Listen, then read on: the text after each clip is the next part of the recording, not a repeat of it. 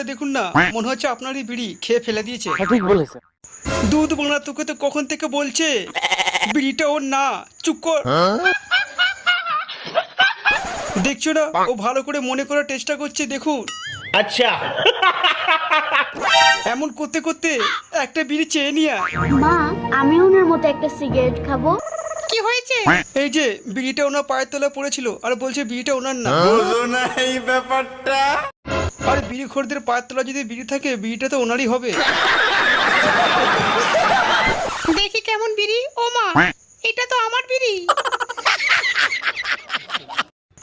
ওনার মাথাগুলো ভালো করে মুছে দাও, বালগুলো জলের মধ্যে ভিজে এসেছে। কাকা, শুধু মেয়েটাকে দেখলে হবে? আমিও তো ভিজেছি, একটু আমাকেও দেখো। তোমার শরীর গরম করার জন্য আমার কাছে একটা জিনিস আছে, চুল্লু। না, গলায় ঢেলে নাও। না না কাকা, আমি এসব খাই না, আমি ভালো ছেলে। বাল ভালো ছেলে, বড় বড় হোটেলে তো ইংলিশ মদ খা, আর আমার চুল্লুটা বলছিস খাবি না? না না, আমি তো চুল্লু বুল্লু খাই না, দুধ বড়া খাও না। জাঙ্গিয়াটা পরে এসে যাও।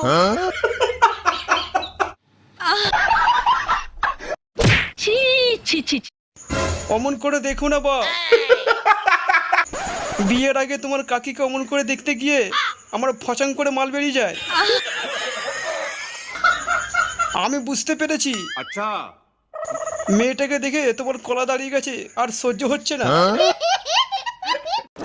তাই বলছি চুলুটা খেয়ে নাও, তোমার কলাটা দাঁড়িয়ে গেছে, তাকে ঠান্ডা করো না, খাও।